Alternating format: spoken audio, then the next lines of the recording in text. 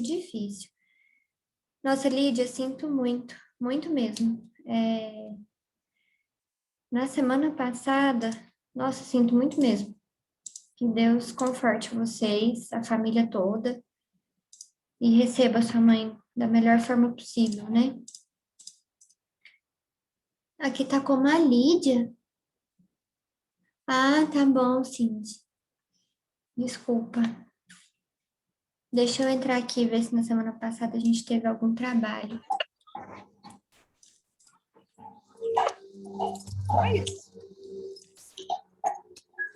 Na semana passada.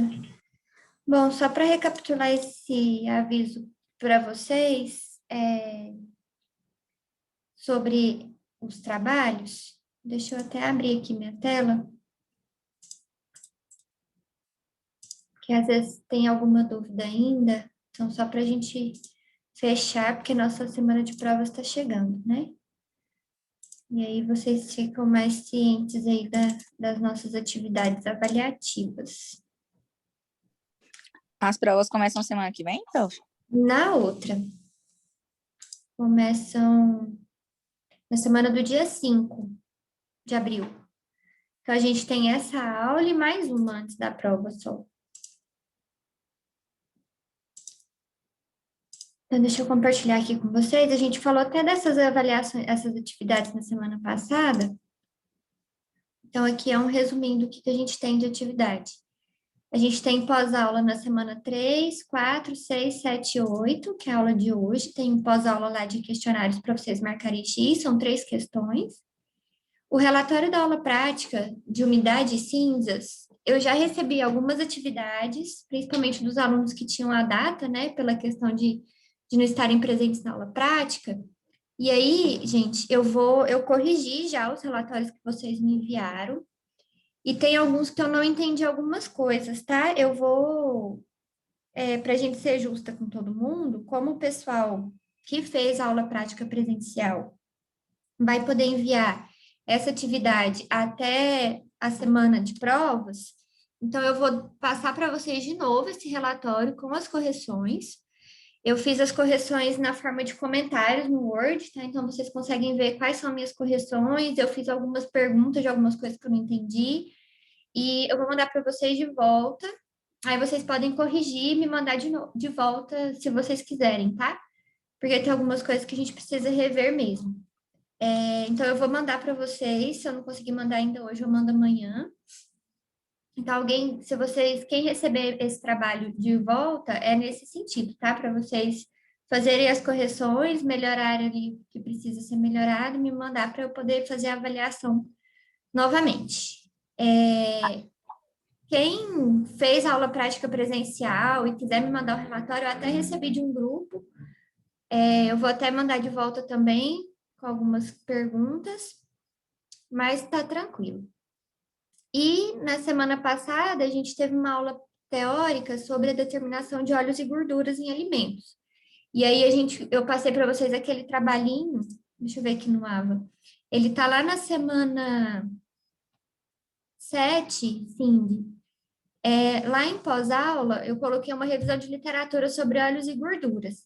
Então, o objetivo desse trabalho, que também vale 19 pontos, é vocês discutirem, né, qual... Gente, meu interfone. Desculpa, deixa eu só ver o que é.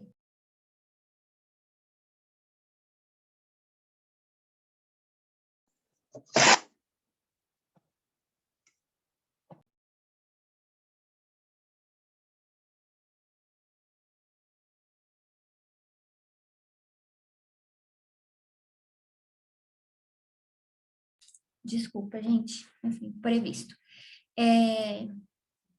Então, essa revisão aqui sobre óleos e gorduras é para vocês falarem sobre qual seria melhor óleo, melhor gordura para uso culinário na nossa alimentação, tá? Então, vocês vão fazer uma revisão de literatura, vocês vão buscar artigo científico, livro, com introdução, metodologia, resultados, discussão, conclusão e as referências bibliográficas, tá? E aí vocês podem até usar o esqueleto, mais ou menos, do nosso modelo de relatório, que ele já está na regra da BNT. Então, todo esse trabalho também tem que ser formatado pela BNT, E aí, se vocês tiverem dúvida, vocês podem me perguntar, tá? Vocês têm aí até a semana do dia 6 de abril para enviar. São esses dois trabalhos que vão compor uma das maiores partes da nota, né? Porque o da aula prática de umidade e cinzas vale 19 pontos e esse outro também vale 19 pontos, tá? Eu coloquei lá para vocês. Aqui não é nem 30 de março, é 6 de abril. Eu coloquei lá para vocês. Tá? Então, são essas as atividades que valem pontuação para esse ciclo 1. Tá? E aí, lembrando que todas essas atividades pós-aula, elas vão ficar abertas também até essa semana do dia 5 de abril, tá bom? Não estão fechadas. Dúvidas em relação a essas avaliações, gente? Tá tranquilo? Tá? Tá bem. Então, eu até comentei com vocês na semana passada, hoje era para a gente ter uma aula prática, né? Sobre a questão de determinação de lipídios. Só que com o que a gente está vivendo agora, a gente não pode ter essa aula prática, então eu vou adiantar a parte teórica de proteínas, e aí quando a gente puder fazer a aula prática presencial, a gente faz lipídios e faz proteínas, tá? Então, quando a gente voltar, provavelmente a gente vai ter uma sequência aí de aulas práticas, que a gente vai adiantar o conteúdo teórico agora. E aí, assim como eu fiz com lipídio, as proteínas eu trouxe um vídeo também para mostrar para vocês como que é a prática. A determinação de proteínas, ela é mais simples, eu acho, né? Não que ela seja mais simples, mas é porque a gente tem um método oficial só para determinação de proteínas, diferente do que acontece com lipídio, que a gente tem aqueles outros métodos, né? Para proteínas a gente tem um método oficial, então fica mais fácil, tá? Sim, de relação à falta, aí você pode falar direto com a professora Cíntia, e aí ela passa para todos os professores, tá? Eu provavelmente teve falta em outras disciplinas, então, a professora Cíntia já passa para todo mundo, tá bom? Mas qualquer coisa você me avisa. Bom, então vamos lá. Então, a gente vai falar hoje sobre a composição centesimal de proteína nos alimentos. Vocês já estão carecas de saber sobre proteínas, né? A gente já tem falado sobre isso já na disciplina de nutrição e dietética também. Mas é legal que uma disciplina vai reforçando a outra. Então, é uma coisa que vocês nunca podem esquecer mesmo, essas características, né? Vocês já sabem, né? Elas são aminoácidos que estão ligados por ligações peptídicas e que elas podem ser classificadas pela constituição e pelo tamanho dessa cadeia. As proteínas, gente, elas são essenciais. Sem proteína, o ser humano não tem vida, tá? Elas funcionam para várias partes do nosso corpo, mas elas têm principalmente funções estruturais. A gente vai rever essa questão das funções das proteínas no nosso organismo. E aí a gente vai relembrar aqui, né, que as proteínas de origem vegetal, elas são consideradas incompletas, porque elas não têm todos os aminoácidos essenciais em um único vegetal, com exceção para a soja, né? A gente falou disso em nutrição e dietética. Então, a soja é um vegetal completo em todos os aminoácidos essenciais, que são 9, tá? Já as proteínas de origem animal, elas são completas, então a gente considera elas de melhor valor biológico. E aí, como eu falei para vocês, para a gente fazer a determinação de proteína nos alimentos, a gente tem um método que ele é considerado um método oficial, tá? E é o método de Kilden. O que é muito interessante, eu até estudando para fazer essa aula com vocês, eu vi que foi um método que foi desenvolvido em 1883, e é o método que é utilizado até hoje, tá? Então, não teve o desenvolvimento de nenhuma outra metodologia melhor que Kilden. Então, o que a gente usa até hoje é isso. E é um método de determinação indireta, gente, porque vocês vão ver que ele não vai determinar a proteína, tá? Ele vai determinar o nitrogênio que tem nessa amostra. A gente está vendo lá em nutrição e dietética, cálculo de NDP-Cal, né? Que é a quantidade de nitrogênio que a gente consegue absorver daquele determinado alimento. Então, aqui na determinação de proteína, a gente vai fazer determinação do teor de nitrogênio e converter esse nitrogênio para proteína, tá? É um caminho inverso do que a gente faz em NDP-Cal, que a gente pega proteína e converte para nitrogênio utilizado, tá?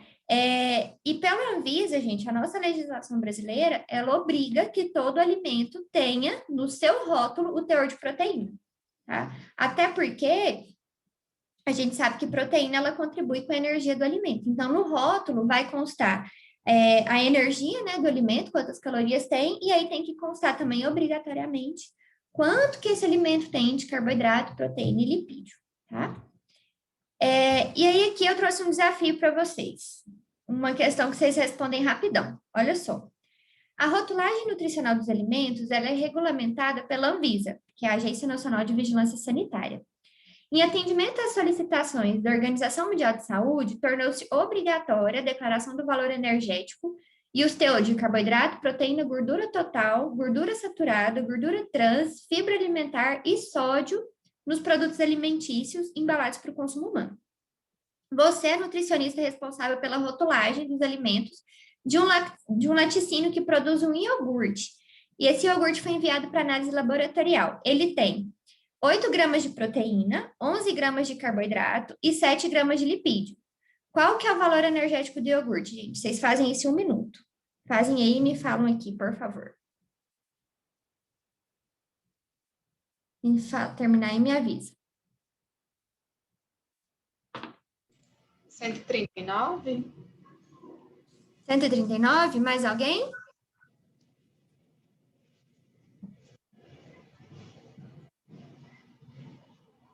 De alguém deu igual ou deu diferente?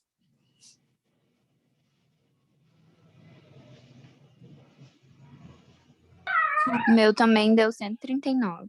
139. Mais alguém, gente? Vocês entenderam como é que faz esse cálculo? É um cálculo bem simples. 139 vezes 4 Vezes 4, vezes 4, vezes 9, né? Então, qual que é o raciocínio? Alguém falou aqui comigo. Olha só, Anne. Vou voltar aqui para... Aqui é um exercício, tá, Anne, que a gente está fazendo. Aqui está falando que você, como nutricionista de um laticínio, você mandou esse iogurte seu para um laboratório fazer a análise, fazer a composição centesimal desse iogurte. E aí, no laudo, veio que o seu iogurte tem 8 gramas de proteína, 11 gramas de carboidrato e 7 gramas de lipídio. E aí, a pergunta é qual que é o valor energético que tem nesse iogurte, tá? E aí, a conta é multiplicar, né? Eu sei que cada grama de carboidrato tem 4 calorias, cada grama de proteína tem 4 e de gordura tem 9. Então, eu sei que nesse iogurte tem essas gramas, é só fazer a multiplicação por 4, por 4, por 9. Né? Então, no final, eu sei que meu iogurte tem 139 calorias. Tá? Então, é exatamente esses cálculos que a gente utiliza para a construção de rótulo nutricional, tá? Para a construção de tabela de composição de alimentos. Então, todo alimento, gente, que ele é embalado para consumo humano, ele precisa ter a discriminação da quantidade de carboidrato, proteína e lipídio. Tá? Isso está na nossa legislação pela Anvisa. Bom, então a gente já sabe, né, que essas proteínas, elas são moléculas orgânicas compostas por aminoácidos, e esses aminoácidos se unem por ligações peptídicas. E essas proteínas são classificadas pela sua constituição, né, do que elas são feitas, e pelo tamanho dessa molécula, pelo número de aminoácidos ligados.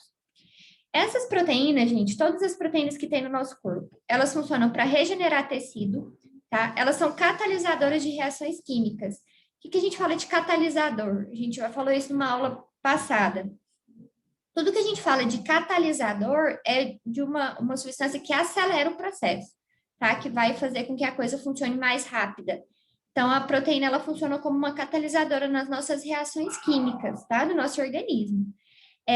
Envolve aí enzimas, hormônios, tá? As nossas imunoglobulinas, que são os nossos anticorpos, são formados por proteínas, tá? Então, elas estão diretamente relacionadas a crescimento e reprodução humana.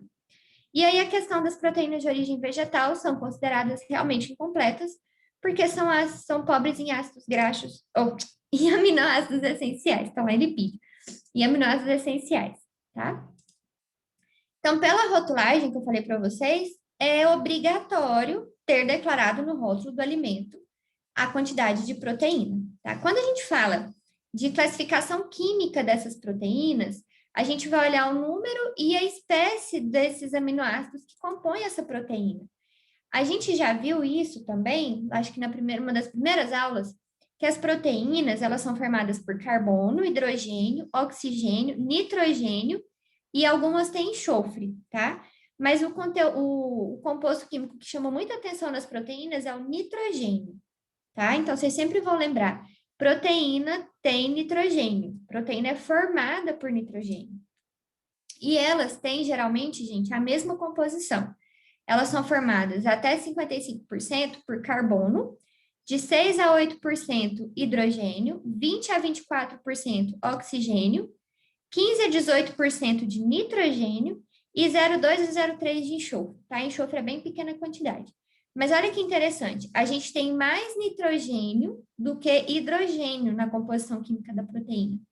Então, o nitrogênio, de fato, ele é muito importante, é ele que traz todas essas características diferentes da proteína, né? Porque carboidrato e lipídio, eles têm o quê? Carbono, hidrogênio e oxigênio, né? Já as proteínas, elas têm ainda o enxofre e o nitrogênio, que é muito importante. Existem, gente, algumas proteínas que esse teor de enxofre pode chegar a 5%, tá?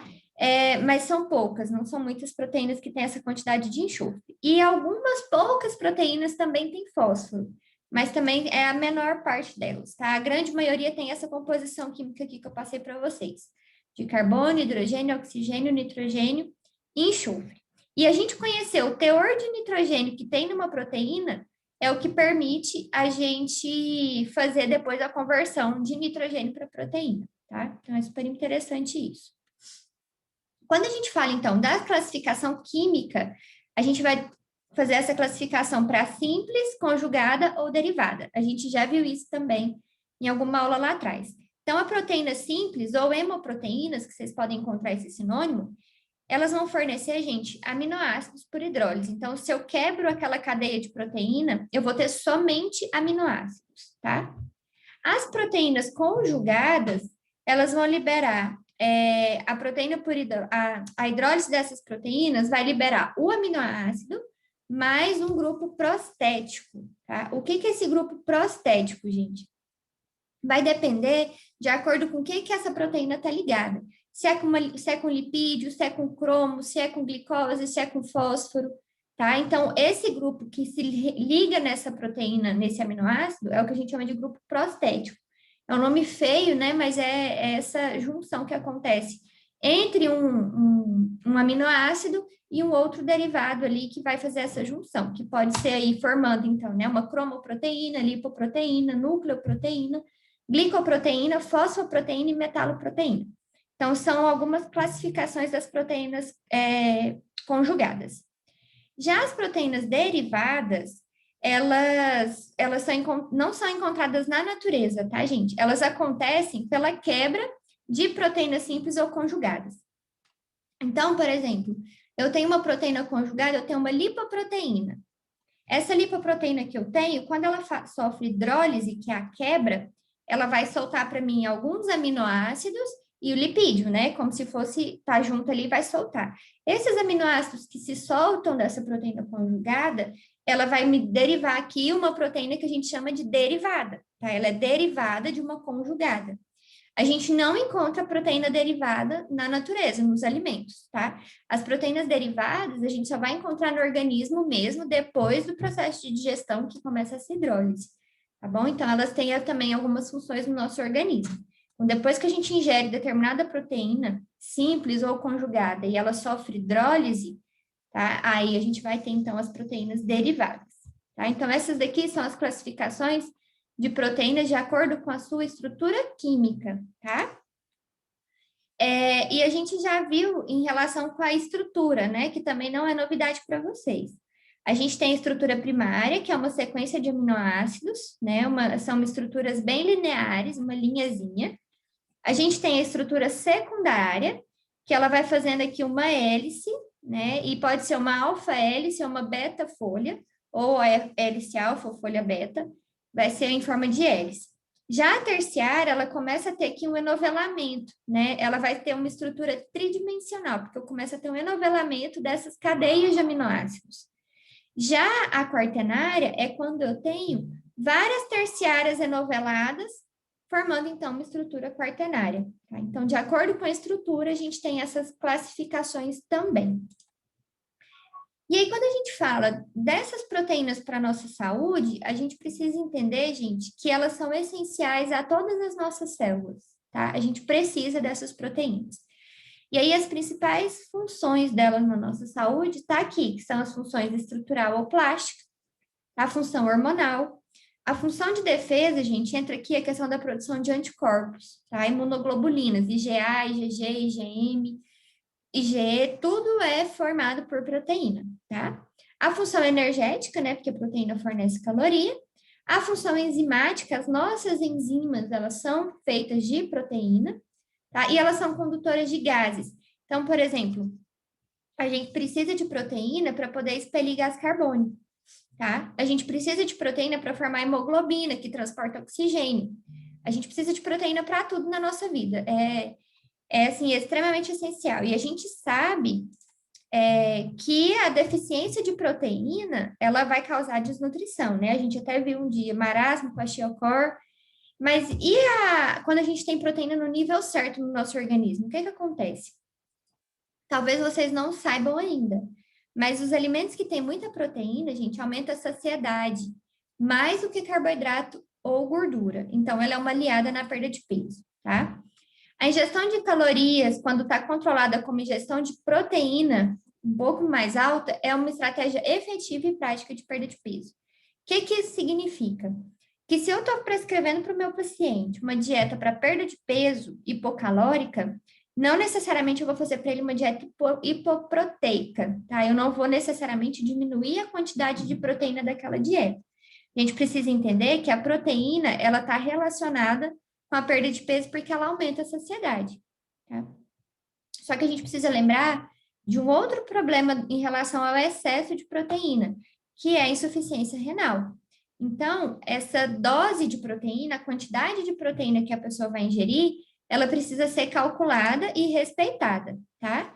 Protease é formada por proteína. A protease é uma enzima que quebra proteína, tá? E ela também é formada por proteína. Então, a gente precisa entender direitinho qual que é a recomendação do paciente e quanto que eu estou oferecendo para ele de proteína, que é uma conversa que a gente teve, inclusive, numa aula, em sala de aula, que eu lembro. Não adianta eu prescrever para o meu paciente 3 gramas de proteína por quilo de peso, né? Porque essa pessoa não vai conseguir metabolizar tudo isso e aproveitar. Geralmente vai virar, vai sobrecarregar os rins, né, na formação de ureia, e também vai ser armazenado na forma de gordura, tá? Então, a gente precisa saber direitinho calcular essa proteína e entrar com suplementação só quando for realmente necessário e para fechar ali o cálculo, tá? A ingestão de alimentos com proteína, gente, tem um efeito nos níveis de glicose no sangue, mas é um efeito mínimo, tá? O que quer dizer isso daqui? Que se a gente tem proteína junto com carboidrato na mesma refeição, vai retardar, vai diminuir a absorção de açúcar durante uma refeição. Então, pode ajudar nesse controle aí da glicemia durante a refeição. E aí, isso aqui vocês já sabem, né? Produz enzimas, hormônios, neurotransmissores, está relacionado com função cognitiva.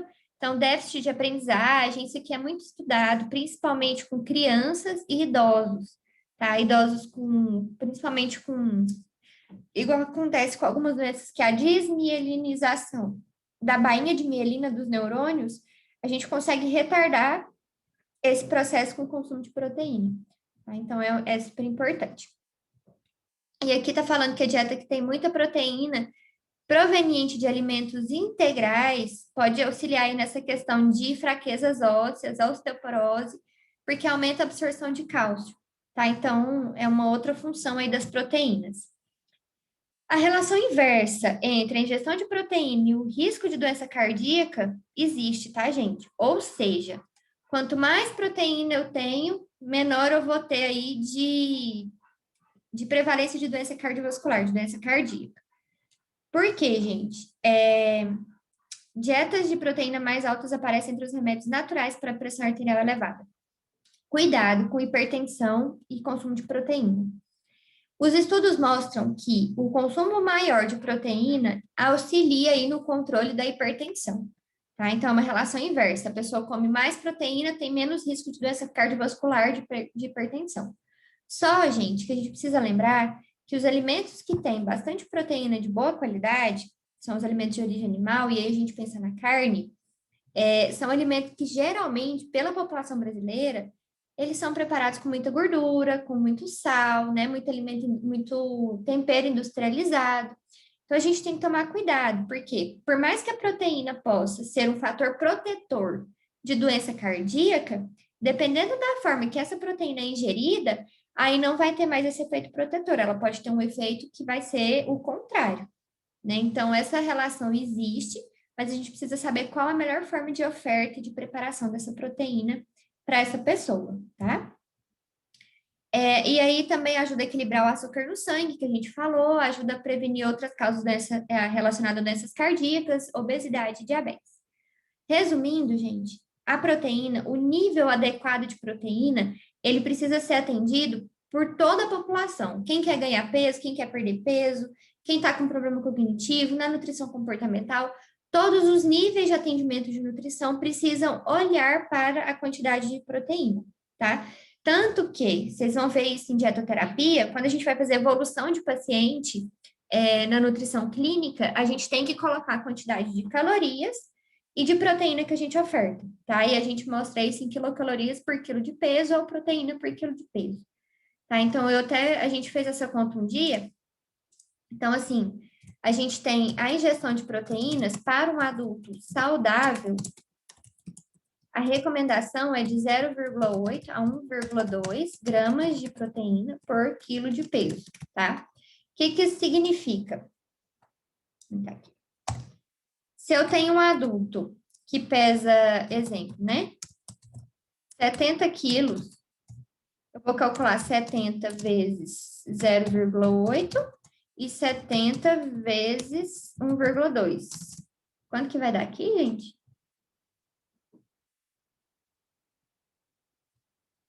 Alguém fez? Primeiro dá 56. 56.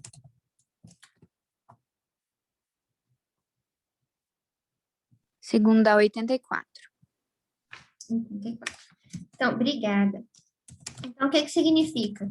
Que para um adulto de 70 quilos, um adulto saudável, ele vai precisar consumir no dia pelo menos 56 gramas de proteína e no máximo 84 gramas, tá? Essa é a conta.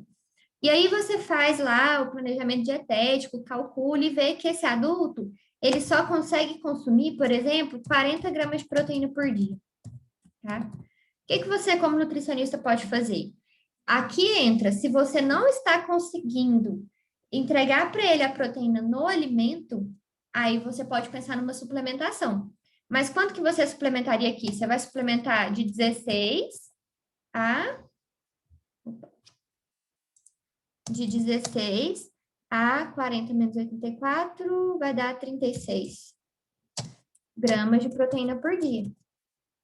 Por quê? 34. 36? O que é isso, gente? 84 menos 40? Minha cabeça já não faz conta essa hora. Você vai suplementar para ele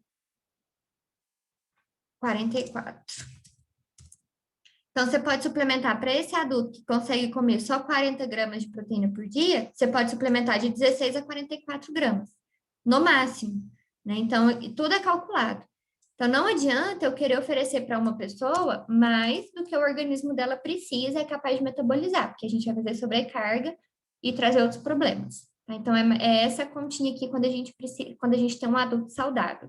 E é super importante manter nesse nível, porque senão a gente causa aí uma série de problemas de deficiências, de déficit, inclusive déficit cognitivo, tá? A pessoa tem dificuldade de memória, de aprendizagem, fica mais letárgica.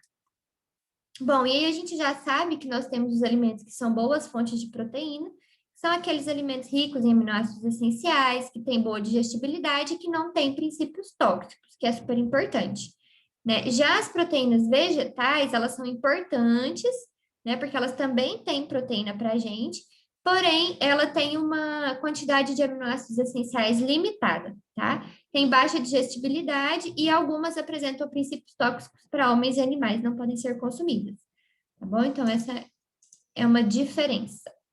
Deixa eu tirar isso daqui. Esse negócio fica bem aqui. Bom, as proteínas de origem animal são as melhores opções, isso a gente já viu também.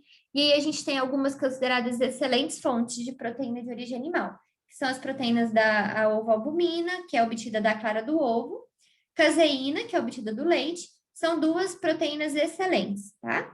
Porém, a gente tem também proteína animal, que são pobres em aminoácidos essenciais, por exemplo, o colágeno. O colágeno é o que a gente usa para fazer gelatina, tá? Teve um estudo, gente, lá na Faculdade de Nutrição, um estudo experimental com ratos. Eles pegaram os animais e separaram em grupos, para entender se a proteína do colágeno seria uma boa fonte de proteína para esses animais. E aí, existe uma coisa em experimentação animal que se chama ponto final humanitário, que é quando o estudo, né, o experimento está fazendo muito mal para o animal, você precisa fazer eutanásia para aquilo ali parar, para você cessar o sofrimento do animal. Então, esses animais que recebiam o colágeno como única fonte de proteína, eles precisaram ser sacrificados, eutanasiados antes do final do experimento. Por quê? Porque a proteína ela vem do colágeno, né? O colágeno tem essa proteína, mas ela é pobre em aminoácidos essenciais, então as funções vitais do corpo não funcionam. Então, os animais ficaram muito ruins, eles perderam a capacidade de locomoção, eles não conseguiam andar, emagrecidos, e uma série de outros fatores. Então, é uma proteína animal, colágeno, mas é uma proteína de baixa qualidade, tá? Não é uma boa fonte proteica, então. E aí, o método que eu falei de Kildall para fazer análise, o que ele entende, né? Qual que é o princípio desse método? Ele entende que todas as proteínas vai ter carbono, hidrogênio, oxigênio e o nitrogênio, e que existe uma variação aí na quantidade de nitrogênio que a gente tem na proteína, tá? Vai ser, em média, 16% da molécula. Então, se eu pego uma molécula de proteína, 16% dela é nitrogênio. Isso está na literatura, tá? Então, o que ele faz? Ele vai calcular a quantidade de proteína que eu tenho numa amostra, partindo pela quantidade de nitrogênio. Então, esse método, ele é chamado de um método indireto, porque ele vai fazer a determinação da quantidade de nitrogênio, tá? Ele é o método ainda mais utilizado no mundo inteiro, mesmo tendo sido criado em 1883, e ele é o que a gente chama de método oficial, tá? E o mais legal, gente, é que ele serve para todos os tipos de amostras de alimento. Serve para leite, né, líquido, queijo, carne, cerveja, grãos, farinha, serve para todos os tipos de alimento. Então, é um método, sim, padronizado na nossa literatura, na verdade, no mundo inteiro. Então, eu vou mostrar para vocês como que funciona.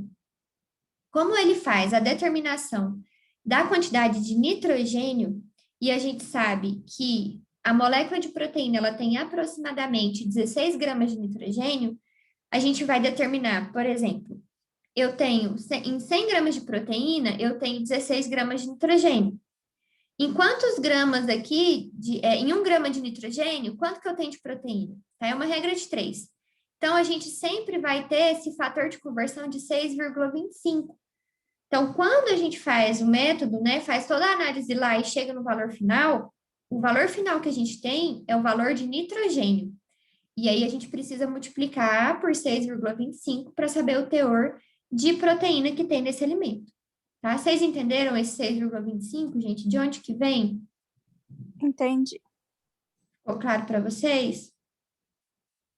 Tranquilo? Vou passar. Sim, professora.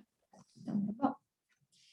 Bom, então a gente sempre vai fazer essa multiplicação por 6,25 para converter o teor de nitrogênio pelo teor de proteína que tem na amostra, tá? Então, esse método, gente, ele passa por 3 etapas. A primeira etapa é a etapa de digestão, depois a gente tem a destilação e depois a gente tem a titulação, tá? Então, como eu falei para vocês, é o método oficial, que é esse método de Kildo, que determina o nitrogênio total da amostra. E a gente tem que fazer em triplicata, assim como a gente fez umidade e cinzas, tá? Lipídio a gente também faz em triplicata e Kildo a gente também faz em triplicata. Então, a gente começa o processo com a digestão, tá? A gente tem esse bloco aqui, a gente chama ele de microdigestor ou um digestor, tá? O digestor de Kildo ou microdigestor de Kildo ou um digestor de proteínas. Então, o que que acontece? Dentro desse tubo de ensaio aqui, gente, a gente pesa a amostra em um pedacinho de papel manteiga, tá? Que não tem proteína, a gente pega um papel manteiga, coloca na balança, tara esse papel, coloca a amostrinha ali dentro. A amostra tem que ser triturada, tá? Bem pequenininha, porque ela precisa ser absorvida. A gente dobra esse papelzinho e joga dentro do tubo. Por que que a gente põe no papelzinho? Para que quando a gente coloca, por exemplo, se a gente está fazendo de carne moída, essa carne, quando eu coloco no tubo, ela pode se prender na parede do tubo. Ela pode sair se prendendo aqui. E aí, isso eu vou ter perda de análise, né? Vai ser um erro de análise. Então, a gente coloca dentro do papelzinho para eu só jogar lá no tubinho. E aí, ela vai ficar no fundo do tubo de ensaio. Aqui dentro, gente, a gente coloca ácido sulfúrico, tá? O ácido sulfúrico, ele é o que vai acelerar essa digestão das proteínas. Que vai acelerar isso, por quê? Porque esse bloco aqui, bloco digestor, ele fica dentro da capela, ligado a alta temperatura, tá? Então, vocês imaginem, é um ácido sulfúrico quente. Então, é super perigoso. A gente coloca o ácido sulfúrico, coloca o bloco dentro da capela e deixa lá para digerir, tá? Essa digestão, que esse processo chama, vai liberando fumaça, assim, é um processo bem interessante, provavelmente vocês vão ver. Quando ele começa a digestão, o líquido tende a ficar preto, tá? Ele vai ficar bem pretinho, e aí conforme digere, ele vai ficando claro, vai ficar ou um verde transparente, ou um azul mais transparente, tá? Ele fica numa coloração bem transparente quando termina a digestão, é o ponto de você saber que terminou. Às vezes, não dá tempo de você fazer a digestão durante o dia todo. Aí, o que a gente precisa fazer? Desliga o bloco digestor, tira esses tubos de ensaio do bloco, coloca dentro de uma caixa de areia, tá? Tem umas grades, uma caixa de areia com uma grade. Você coloca esses tubos ali dentro da areia para esfriar, tampa com papel alumínio e guarda, para no outro dia você voltar e terminar a digestão. O que pode acontecer? Pode acontecer do ácido, se você for guardar isso na areia, que fica saindo fumaça. Então, se você não esperar esfriar o suficiente, a fumaça vai subir e ácido sulfúrico vai derreter o papel alumínio, vai cair papel alumínio dentro da sua amostra, vai contaminar o seu procedimento. Então, mais uma vez, no laboratório a gente não pode ter pressa. Então, você deixa esfriar ali na areia, quando esfriou dentro da capela, aí você tampa com papel alumínio e guarda para no outro dia continuar, tá? Então, depois que você fez essa digestão, o que vai acontecer? O nitrogênio dessa proteína que você colocou lá para digerir, ele vai ser transformado em sulfato de amônio, tá? Essa parte serve para isso. Depois que terminou a digestão, a gente vai para a etapa 2, que é a destilação. Então, aí a gente tem um destilador de Kildo, que é esse aparelhinho aqui, né? A gente vai pegar aquele tubinho de ensaio que estava aqui atrás, no digestor, ele vai vir para cá, tá? Então, aqui a gente já tem cloreto de sódio concentrado, né? Soda cáustica, gente. Soda cáustica super concentrada. Aqui em cima tem tipo um bekerzinho, não sei se dá para vocês verem na foto. Aqui em cima fica um bekerzinho, a gente vai colocar essa soda aqui, o cloreto de sódio aqui. E esse aparelho aquece, tá? Então, conforme cai esse cloreto de sódio aqui, nessa amostra aqui, que é o que a gente tirou do digestor, isso aqui ferve, gente. Tem hora que dá uns estralos, assim, dá até medo. Tem esse negócio azul aqui na frente por proteção, tá? Porque vai que estoura um tubo, né? Esses tubos são resistentes, mas vai que. Então, fica isso aqui para proteger quem está fazendo a análise. Quando a gente está fazendo esse tipo de análise aqui no bloco de destilação, a gente tem que usar máscara, aqueles óculos de proteção, aquela outra viseira, tem que usar luva bem grossa, por causa da solda, a temperatura super quente. Tem que usar aqueles aventais de plástico, tá? Então, é uma análise bem perigosa, porque a gente está mexendo com ácido sulfúrico e com soda em temperaturas altas. Então, aqui, esse cloreto, esse sulfato, cloreto de sódio, desculpa, vai caindo aqui na minha amostra e vai liberar para a gente uma solução nesse Erlenmeyer aqui. Então, vai caindo aqui, tá? Isso daqui vai reagindo e aí vai subindo por esse outro lugarzinho aqui que cai aqui para mim nesse Erlenmeyerzinho aqui. O que esse Erlenmeyer a gente vai fazer? Então, aqui vai acontecer essa parte de destilar a solução que a gente fez a digestão na etapa anterior, tá? Ai, meu olho. E aí, a terceira fase desse processo é a destilação. Então, a gente vai pegar esse Erlenmeyerzinho aqui e vai titular. Por quê? Porque o que ficou no Erlenmeyer é borato de amônia, que chama, tá? Então, esse borato de amônia, geralmente ele é dessa coloração aqui, que eu falei para vocês, né? Que isso aqui fica escuro, até ficar transparente, o que vem para cá também é transparente. Geralmente um verde, bem desse jeito, verde transparente ou um azul transparente. E aí a gente vai titular até ficar rosinha. Quando ficou rosinha, significa que eu já consegui o que eu queria, que era formar aqui um sal amoniacal, tá? E aí a gente faz todas as contas, a gente já vai ter que contar a quantidade que a gente usou aqui na titulação, tá? Então, aí a gente joga tudo na fórmula, tem uma fórmula prontinha para isso. E aí a gente vai ter o resultado final, que é o teor de nitrogênio. Aí, esse teor de nitrogênio, a gente vai converter ele, multiplica por 6,25, a gente tem o teor de proteína dessa amostra, tá? Esse método, gente, de Kildow, ele é super confiável, simples, e ele é muito conhecido no mundo todo, tá? O mundo todo utiliza esse método. Ele usa aparelhos e reagentes bem comuns, e em relação à precisão, eles são sempre compatíveis com os obtidos pelo método de Dumas, que é um outro método, tá? Para determinação de proteína, mas a gente não utiliza. Só, gente, que por essa questão de mexer com esses reagentes muito fortes a temperatura elevada, precisa ser um técnico que tem experiência em química, tá? Que saiba trabalhar, porque é muito perigoso.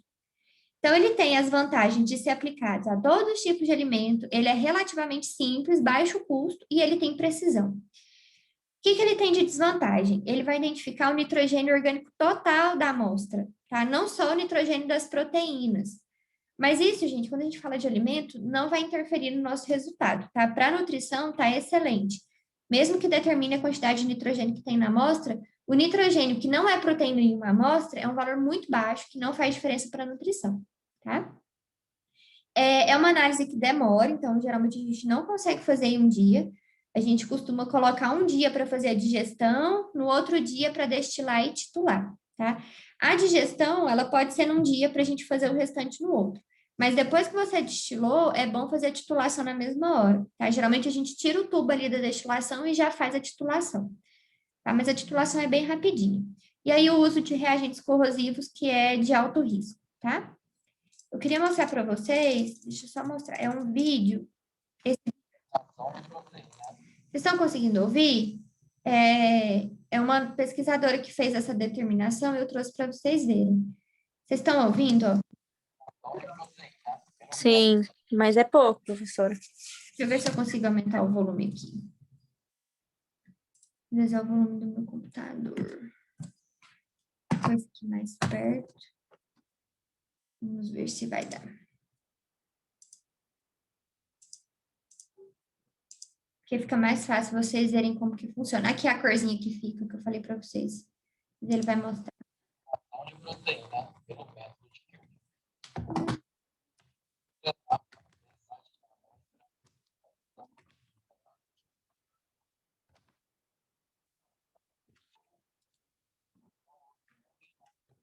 fazer como suporte para o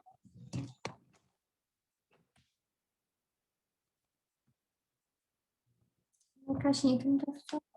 a balança. Aqui ele vai pesar direto no tubo, gente. Eu não costumo fazer isso. Eu peso no papelzinho, mais seguro. É a bolsa que está tendo uma mobilização.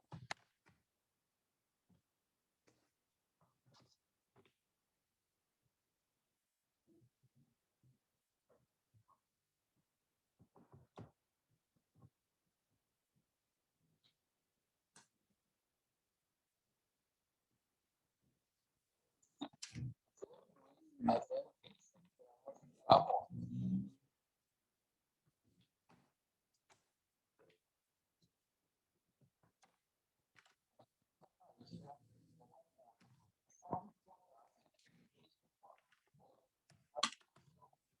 Para Essa mistura aí vai junto com o reagente para ajudar na digestão da proteína, tá, gente? E aí a gente vê que alguns laboratórios mudam a composição dessa, não tem problema.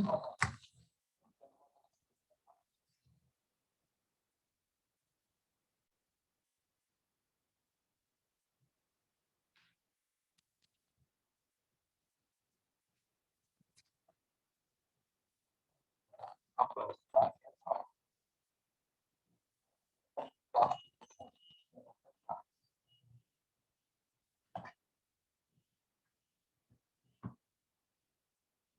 Dentro da capela, tá, gente? Sempre.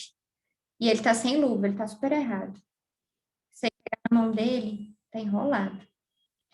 Essa pipeta aí é a pipeta automática. É bem legal. Você consegue puxar pelo negocinho. Pipeta essa pera aí que ele tá usando é bem mais fácil. Mas isso que ele tá fazendo, se isso cair na mão dele, faz um buraco gigante, porque esse negócio é super corrosivo.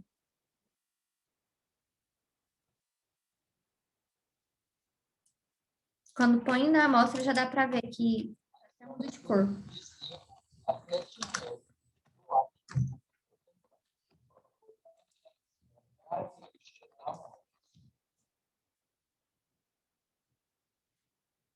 E aqui a gente faz a identificação nesse negocinho que fica no tubo, bem aqui assim.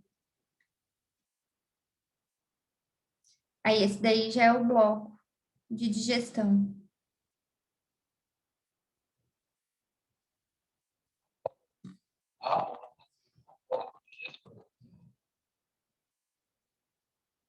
Fica 3 a 4 horas, aí você tem a temperatura devagar, senão ele estoura. Aumenta a sua temperatura até 400 graus Celsius.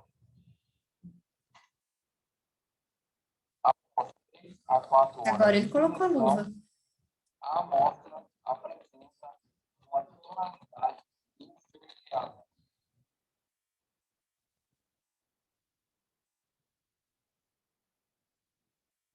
E essa caixinha, geralmente a gente põe dentro de uma caixinha de areia, para ajudar a esfriar mais rápido. E esse vapor aí é super tóxico, gente, porque é ácido sulfúrico evaporando. Sempre dentro da capela. Com uma lupa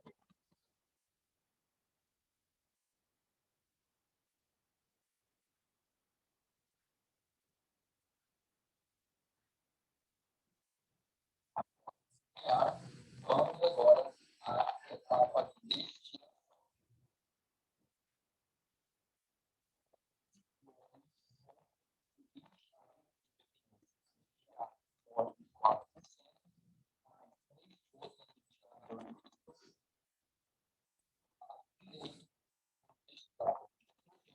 Ao final do condensador, Gente, isso é louco. coloca-se o fumo contendo a amostra de a solução de hidróxido de sódio. Tá aqui, ó, o hidróxido de sódio. O negócio pitando.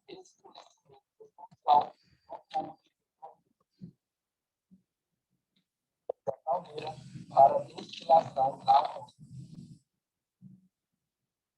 Ele tá totalmente errado, gente, sem EPI, mas o método é esse mesmo. Isso daí ferve porque tá aquecido. Ácido com base.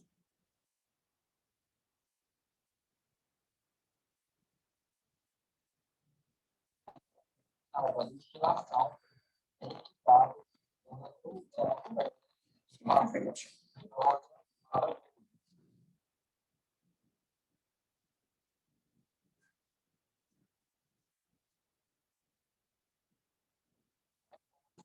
mas alguns ingredientes destilados para garantir toda a amostra da amostra e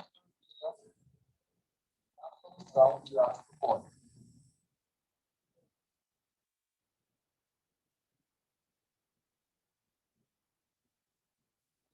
Da caldeira vacinação, vapor.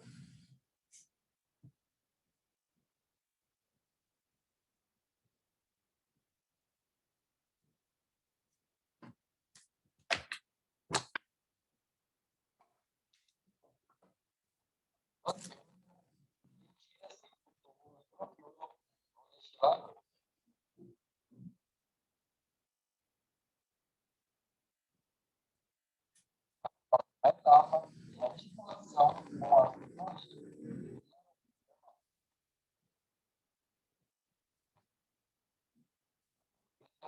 a sobre a solução de ácido para o estado.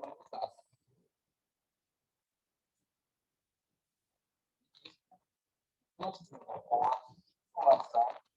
até que a solução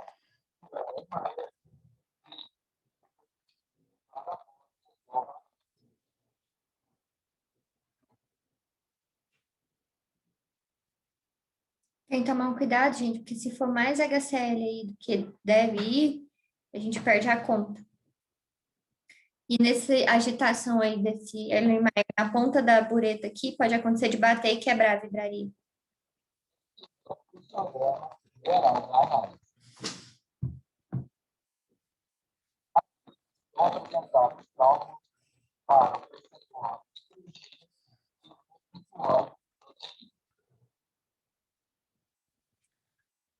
É basicamente isso, gente, a análise. Ela exige realmente que tenha um pesquisador com mais experiência na parte de química, porque é arriscado, tá? Mas é um método que depois que a gente pega a prática, ele é bem simples de fazer. E ele dá um resultado muito preciso para a gente.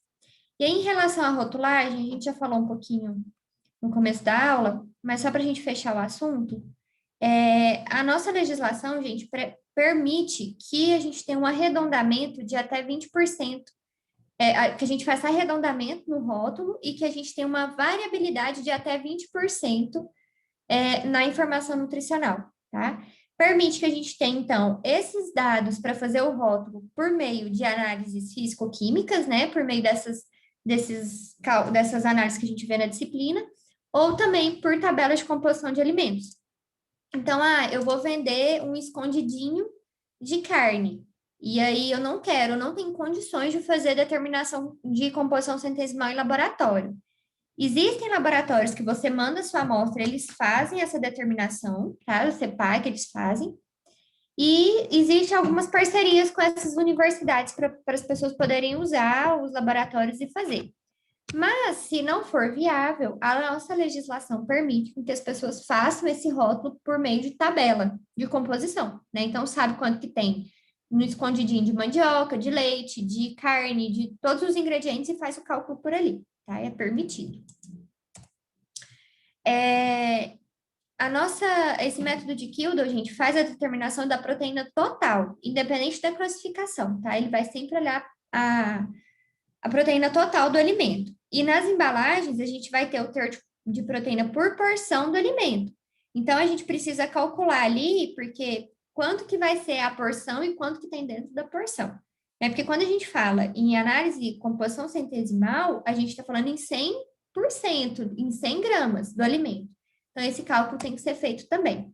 Então, aqui eu trouxe para vocês alguns exemplos, um exemplo de um rótulo, para mostrar o que é obrigatório a gente ter nesse rótulo, tá? Vou tirar isso daqui. Bom, então esse aqui é o rótulo padrão, né? Vem as informações nutricionais, uma porção, mostrando qual que é a medida caseira dessa porção, valor energético, carboidrato, proteína, as gorduras vêm separadas em totais, saturadas e trans, é obrigatório fibra, sódio, cálcio e a lista de ingredientes. Então, a porção, gente, é aquela quantidade que ela é indicada para o consumo de pessoas sadias, tá? Com a finalidade de promover uma alimentação saudável. Esse é o conceito de porção do alimento. Então, por exemplo, se a gente está falando de... Vocês podem até reparar, salgadinho de pacote, geralmente eles têm 55, 70 gramas. Mas no rótulo deles, a porção nunca vai ser 55 ou 70, geralmente é 25 gramas, tá? Então, ele tenta obedecer ali na porção a quantidade que seria indicada tá? A mesma coisa com sachê de ketchup, maionese, mostarda, é daquele tamanhozinho. Aquilo ali significa que é a porção indicada para o consumo saudável. Tá? Esse é o conceito de porção que vem no rótulo. Depois, a gente sempre tem que ter no rótulo a unidade aqui em medidas caseiras, tá? Que vai falar um jeito claro para o consumidor. Então, o consumidor não sabe o que é 170 gramas de um produto. Ah, e tá escrito 170 gramas é uma unidade, né? Um pacote, tá? E geralmente vem, assim, igual esses de salgadinho, vem meio pacote, né? Para a pessoa poder entender o que é. É obrigado ter isso também no rótulo. Daí a gente vem para o VD, que é esse aqui, que é o valor diário, tá? Ele vai sempre ser calculado, gente, para uma dieta de 2.000 quilocalorias. Então, qual que é a conta? Ele pega aqui como se fosse um padrão de uma dieta de 2.000 calorias e vê em relação à recomendação quanto que isso significa.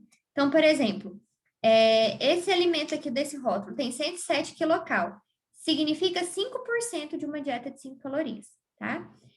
Tem 15 gramas de carboidrato, já representa 5% da quantidade de carboidratos que essa pessoa deve consumir na refeição, considerando uma dieta de 2.000 quilocalorias, tá? E assim vai para todos os ingredientes. Depois, a gente tem que ter obrigatório aqui também declarado a quantidade dos macronutrientes, né? É obrigatório ter em gramas e no valor diário aqui correspondente, tá? Não só os macronutrientes, gente, é obrigatório para energia, os macro, para gordura saturada, gordura trans, fibra, sódio e cálcio, tá? E ferro também. Acho que o ferro, deixa eu ver se o ferro tá aqui. No caso, esse alimento aqui não contém ferro, mas quando o alimento contém ferro, é obrigatório também aparecer o ferro. E aí, depois, vem a lista de ingredientes. Essa lista de ingredientes é o que a gente mais precisa ensinar as pessoas a olharem, tá? Por quê? Porque nessa lista aqui, ó, provavelmente isso daqui deve ser um iogurte, pela informação nutricional. Então, vem leite reconstituído semidesnatado, preparado de frutas vermelhas. Aí vem blá, blá, blá, blá, blá, blá. Olha só, você tem amido modificado, espessante, corante, conservante, acidulante, aromatizante, tudo isso aqui, gente, é industrializado. Fermento lácteo, contém glúten. Então, nessa lista aqui, ó, a ordem que aparece nos ingredientes é a quantidade. Então, o que esse produto tem maior quantidade é leite reconstituído semidesnatado, tá? Então, isso aqui é importante, porque às vezes a pessoa vai comprar, por exemplo, pão integral. Aí, o primeiro ingrediente do pão integral é açúcar, tá? Então, significa que esse pão, ele vai ter, na maioria dele, açúcar. Então, é super importante a gente saber ler o rótulo. Então, esses são 5 itens obrigatórios em todo rótulo de alimento. Tá? A porção, a medida caseira, o valor diário aqui em comparação a uma dieta de 2.000 quilocal, valor energético, carboidrato, os macro, né? A gordura saturada, trans, fibra, sódio, cálcio e o ferro, no caso de alimentos que contêm ferro, tá? Dúvida, gente, com rotulagem aqui em relação a proteínas? Ou não? Tranquilo? Tranquilo. Beleza. E aí, gente, a gente falou na semana passada em relação a essa questão do alimento ser rico em ser fonte, né? A gente falou de lipídios. Para a proteína, gente, para ele ser rico ou fonte, ele tem que ter uma quantidade mínima da proteína na porção do alimento, tá? No caso da proteína, ele tem que ter no mínimo 12 gramas por porção, tá? Então, a gente precisa entender essa questão de porções. Porção é o tanto que eu entendo que a pessoa vai consumir daquele alimento. Então, ele tem que ter pelo menos 12 gramas por porção e precisa atender às quantidades mínimas de aminoácidos essenciais, para eu poder falar que o alimento é rico ou fonte de proteína, tá bom? Então, é importante a gente começar a reparar isso, às vezes em barra de proteína, que a gente vê muito por aí. Será que aquela porçãozinha ali, que a barra tem 12 gramas de proteína? Será que tem todos os aminoácidos essenciais? Tá? Pelo menos isso ele tem que ter para a gente poder falar que ele é fonte ou que ele é rico em proteína, tá bom? Professora, em relação àqueles 20% que você falou, eu não posso omitir um ingrediente, certo? Por exemplo, Não pode. Não pode. Um suco de uva que o fabricante usou 5% de suco de maçã, ele não pode omitir. Não pode. Não pode. Tá. Não pode mesmo, tá? Essa variabilidade aqui de 20% é, por exemplo, vocês fizeram a determinação de umidade e cinzas da farinha de trigo. E aí vocês viram que vocês encontraram, não sei, um valor diferente do que está na tabela de composição de alimentos. Se essa variação entre o que está na tabela e o que foi determinado em laboratório for de até 20%, ok, não tem problema. Se for uma variação maior que 20%, não dá, tem alguma coisa errada. Tá? Então, é essa variabilidade. Agora, a lista de ingredientes do alimento, ele tem por obrigação de ter todos os ingredientes que estão naquele alimento. Tá? Então, por exemplo, suco de uva, é importante, a gente tem suco de uva integral. Tem suco, gente, que vem escrito suco de uva integral. Você vai lá na lista de ingredientes, tá lá uva, tem uns que tem conservante e tem uns que tem açúcar, tá? Então, não é integral. Ele não... O suco de uva integral é simplesmente a uva, tá? Ele tem uma quantidade mínima aceitável ali de conservante, porque senão ele não ia ter nem vida de prateleira útil. Mas, assim, açúcar ou água, ou ele adiciona néctar de maçã, por exemplo, não pode. Aí tudo tá lá na lista de ingredientes. Então, é importante sempre vocês baterem o olho lá na lista de ingredientes, porque lá vai ter todos os alimentos. Até mesmo, por exemplo, gordura trans. A gente viu na semana passada que até uma certa quantidade de gordura trans, ele pode colocar isso aqui, ó, não contém, tá? E coloca traço aqui, mas às vezes ele tem, mas uma quantidade mínima. Então, quando a gente bate o olho na gordura trans, a gente já, na lista de ingredientes, a gente já consegue ter uma ideia melhor, porque a gente conhece um pouco mais de composição do alimento. Então, a gente sabe, eu acho que isso daqui não tá legal, tá? Eu já vi muita coisa errada em rótulo de pão integral, sempre me perco com rótulo. É difícil você achar um pão integral, de fato integral, que tenha menos açúcar. E suco de uva integral também, geralmente é difícil. E aí o que me pega muito, gente, é que, tipo assim, geralmente as coisas que têm informação nutricional, que tem o rótulo certinho, que o alimento é aquilo que você espera, são os mais caros, infelizmente. Mas as pessoas, quanto mais a gente ensinar para as pessoas a olharem o rótulo dos alimentos, a se atentarem para isso, mais as pessoas conseguem cobrar da indústria, mais a gente vai tendo poder, dando poder para a população e a gente consegue combater algumas coisas. A gente evoluiu muito em rotulagem nutricional, muito mesmo. Essa questão de rico em, fonte de, a gente evoluiu bastante. Depois vocês pegam um pacotinho de suco de uva em pó, suco em pó, qualquer suco, suco em pó, e deem uma olhada. Vocês vão encontrar tudo lá, menos a fruta, que é o sabor do negócio, né? Eu costumo falar que é o suco do Chaves. Ele tem cor de um negócio, cheiro de outro, sabor de outro. Você não sabe o suco de que é. Porque realmente ali dentro você não encontra a fruta, né? O alimento. É só água com açúcar e conservante, tá? Então, deem uma olhada na lista dos ingredientes sempre que vocês forem comprar algum produto. E aí, nessa relação aqui, principalmente a quantidade de proteína, se você está comprando o alimento, que o seu objetivo é ter proteína, então você vai ter que bater o olho aqui e ver que se ele é fonte de, ou se ele é rico em, ele tem que ter pelo menos 12 gramas de proteína aqui, tá? E esses alimentos que são fonte de ou rico em, a grande parte deles vem a lista dos aminoácidos essenciais. Na legislação isso não está muito claro, mas a grande maioria vem. Os 9 aminoácidos essenciais e a quantidade que tem naquele alimento. Então, é super importante a gente começar a atentar para isso quando a gente for comprar as coisas, tá? É bem legal. E é legal a gente começar a olhar, porque depois fica automático, você já bate o olho no rótulo. E aí você começa a entender uma série de questões, assim, dos alimentos em si, né? E aí a gente passa a evitar os industrializados pela qualidade, pela composição, e optar pelos alimentos in natura mesmo, ou minimamente processados, né? Porque a gente vê que a gente deixa de consumir uma série de coisas ruins. Tem até um documentário que vale a pena depois vocês assistirem, se eu não me engano, tem no Netflix. Ele chama, é um cara que ele passa, se eu não me engano, são 30 dias comendo só fast food. Ele escolhe um fast food, ele é um adulto saudável, eutrófico, né, o IMC normal. Ele faz todos os exames antes, então níveis de colesterol, triglicérides, função renal, tá tudo ok. Glicemia ok. E aí ele fica, até a água que ele bebia tinha que ser do fast food, tá? E aí ele teve que parar o negócio no meio, porque não foi bem no meio, foi mais no meio para o fim. Porque ele estava com sobrepeso gigante, a saúde dele, assim, porque ele estava fazendo acompanhamento com os médicos para produzir o documentário. E aí ele complicou toda a vida dele, né? Inclusive, ele teve impotência sexual com essa dieta essa dieta de fast food. Ele não conseguia mais. Ele, assim, é bem interessante, gente. Se vocês não viram, assistam, que é muito legal. Chama Super Size Me, em inglês. Deixa eu escrever aqui para vocês. Em português é Super Size Me. Em português, eu não lembro se é a dieta do palhaço. Eu acho que é a dieta do palhaço, se eu não me engano. Deem uma olhada. É um documentário um pouco antigo, assim, ele já deve ter alguns anos, mas é muito legal.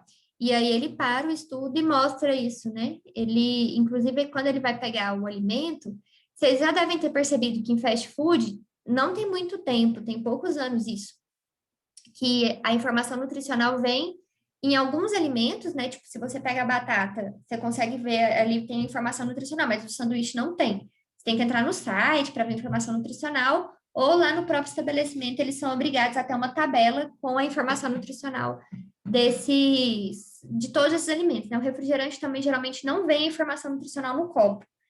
Geralmente eu só vejo na batata e no sanduíche quando é de caixinha. O sanduíche de saquinho não tem informação nutricional.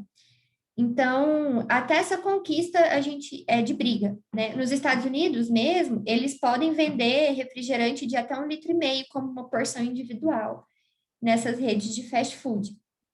E aí, de um tempo para cá, depois desse documentário, começaram uma série de debates, de discussões sobre essas porções, né? Porque, inclusive, essa questão de você ir, eu quero o P, aí, não, você dá 5 centavos, eu te dou um negócio muito maior, eu te dou, né, outra coisa. E isso é uma promoção de hábitos não saudáveis, né? De hábitos que estão levando aí ao aumento de doenças cardiovasculares, doenças crônicas em geral.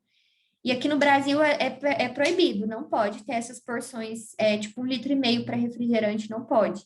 Nos Estados Unidos é mais comum. Então, tudo isso é um debate, assim, e a gente conseguir levar essas informações de leitura de rótulo, de composição de alimentos, fazem um teste um dia, vocês podem pegar um sanduíche de fast food, qualquer fast food, coloca em cima da geladeira, em cima da mesa, assim, nem mosquito chega perto, né, porque não tem nada muito, você não tem praticamente nada fresco ali, você vai ter no máximo alface e tomate. Então, isso é muito sério, né? A gente precisa levar as pessoas a comerem comida, né? E a gente sabe que é mais barato, por mais que às vezes um pai prefira comprar o refrigerante para o filho do que dar uma fruta, né? É melhor você dar o refrigerante do que descascar uma laranja.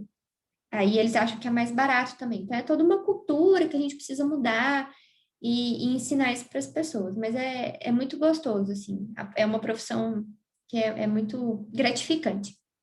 E aí eu falo que essa parte de leitura de rótulo, vocês começam a ler, assim, a olhar, a imaginar, né? Poxa vida, para determinar esses 4 gramas de proteína aqui nessa amostra, teve que fazer toda aquela análise, triplicata, fazer 3 etapas, determinar não sei o quê. É trabalhoso, né?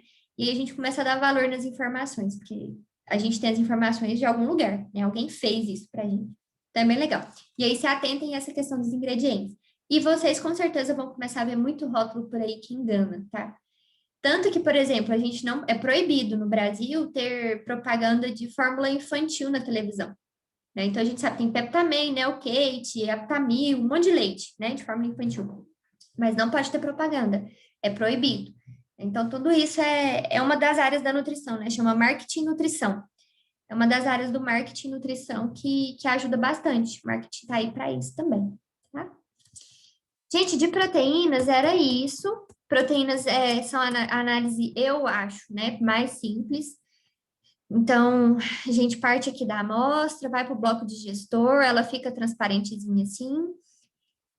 Depois ela volta para o destilador, quando a gente mistura aqui, né, a base com o nosso ácido, ela fica escura e volta aqui para a Erlenmeyer já mais clarinha de novo, a gente titula e determina a quantidade de nitrogênio da amostra, multiplica pelo fator de conversão, a gente usa o 6,25 como padrão, mas o vídeo mesmo mostrou para vocês uma tabelinha, que a gente pode usar o fator de conversão específico por tipo de proteína, né, da origem da proteína, a gente já tem isso também na literatura, e aí tem a quantidade de proteína da amostra, tá? É uma das análises, falando de composição centesimal, que mais exigem cuidado com o EPI por causa da temperatura e dos reagentes que são corrosivos. tá? Quando ele coloca aqui dentro o primeiro reagente, que eu vi ele pegando sem luva, gente, esse negócio que ele coloca aqui, é que eu esqueci o nome agora. Se cai, faz um buraco, aonde cai, tá? Ácido sulfúrico. Faz um buraco. Uma vez cai uma gota no meu jaleco, faz um buraco na hora. E é um ácido que, em contato com alguma matéria, ele fica marrom, tá? Ele fica dessa cor aqui, exatamente dessa cor.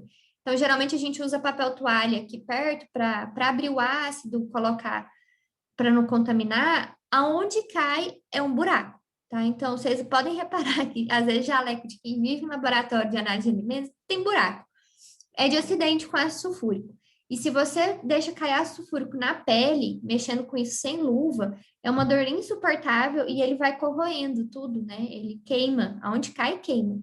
E aqui é a mesma coisa, você tem o ácido sulfúrico e aqui hidróxido de sódio, que é a soda cáustica, concentrada, tá? A soda cáustica que a gente usa, às vezes, em casa para desentupir banheiro, fazer sabão, ela é muito diluída. Essa soda que a gente usa aqui, ela é concentrada.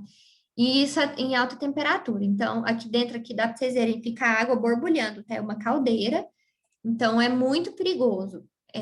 O vídeo mostra os passos certinhos, menos a parte de cuidado mesmo, com luva, fazer tudo super paramentado. Eu fazia isso daqui parecendo um bichinho, assim, aquele povo que mexe com abelha, porque é muito perigoso.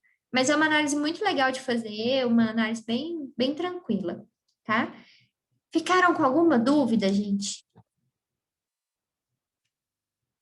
Não, professora. Tranquilo?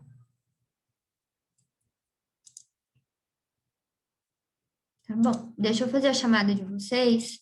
Eu vou até olhar no Netflix depois o nome desse filme, que eu acho em português para vocês verem, é bem legal. É bom ver, até assim, criança não vai entender muito, né? Porque é meio que um documentário, mas é um documentário legal, não é aqueles chatões, não. Vocês vão gostar.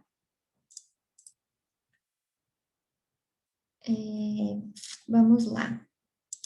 A Aline está aí? Aline Ferreira? Presença. Ana Carla? Presente. Obrigada. Ana Luísa? Presente. Anderson? Presente. Ana Carolina Martins? Presente. Ana Clara? Presente. Anne Beatriz? Presente. A Cindy está aí ainda? Presente. Daiane Costa? Não?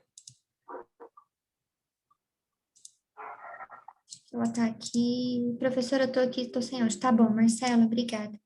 Daniela Rodrigues? Presente. Daiane da Silva?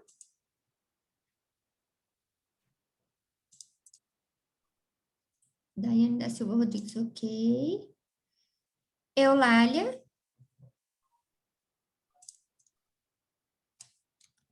Eulália não tá aí? Professora. Ah, tá sim, obrigada, Eulália. Fernanda de Souza? Presente. Fernanda Lobo? Presente. Franciele Barbosa? Presente. Obrigada, Ellen Cristina? Presente. Heloísa Ferreira? Presente. Isabelle Aguiar? Não? Isabelle Gonçalves? Também não? Jéssica Assis? Presente. Júlia? Presente. Professora Daiane Silva falou que está presente. Ela escreveu no chat. Ah, obrigada. Tá bem. Lana? Presente. Lídia Raquel? A Lídia não, era a Cíntia, né, que estava usando da Lídia, era a Cíntia. Luanda Alves? Presente. Marcela tá aí. Mônica? Presente, professora. Obrigada. Mariana? Eu, presente. Micaelen? Presente. Milena Macedo? Presente. Professora, eu olhei do documentário é a dieta do palhaço mesmo. Ah, obrigada, Milena. Então é isso Por mesmo. nada. Vocês vão gostar. Milena Lúcio Bento. Presente. Natanael tá aí, gente? Vocês têm notícias dele? Ele não tá aqui, ó. Acho que ele tá bem. Ele tá em casa, professora, já tá melhor. Ah, então tá bem, obrigada. Pamela tá aí, né? Falou com ele. Presente. Samara. Presente. Ana chama Dieta do Palhaço. Vou anotar aqui pra você. Dieta do Palhaço, tá no Netflix. Depois vocês veem. A Samara, eu chamei a Samara? Chamei. Presente. Obrigada. Sara. Presente, professora. Tcheme. Presente. Valéria, Raíssa. Não? A Valéria tá presente, ela escreveu no chat. Ah, obrigada. Vitória Amanda. Presente. Walina Presente. e o Érica. Presente, professora. Então, tá faltando só o Natanael, as duas Isabeles, Daiane Costa, Rita e Sol. Certo? Professora, a Daiane não faz essa matéria. Ah, ela tá aqui para mim até hoje. Ela tá com todas as faltas mesmo. É. Obrigada, meninas. Bom, nossa, tá descabelado. Eu deixei lá para vocês no AVA. São só 3 questões de marcar X, tá? Essas questõezinhas vocês conseguem fazer agora mesmo com a aula. Já vou subir para vocês os slides e a aula, assim que o Zoom subir para o YouTube, eu já coloco lá para vocês também, tá bom?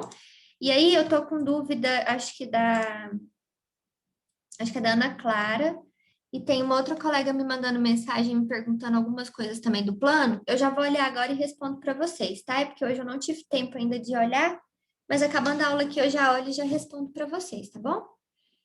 Meninas e meninos, alguma dúvida?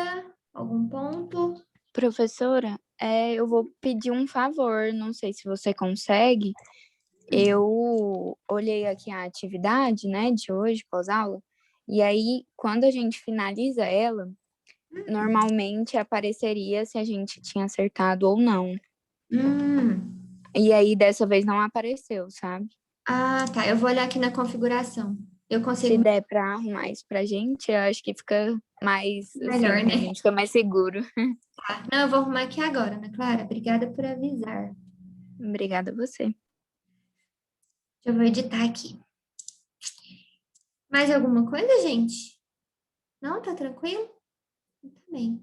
Obrigada, tá, gente? Eu encontro com vocês na quinta-feira. A gente vai falar sobre lista de equivalentes. Outra aula super importante. Nutrição e dietética, tudo é importante, né? Qualquer coisa, eu estou à disposição de vocês, tá? Boa noite, se cuidem. Ah, a Lídia tá aqui. Tá, Lídia, a Cindy que estava no seu negócio, no seu login. Vou olhar aqui. Obrigada, tá, meninos? Boa noite. Tchau, tchau.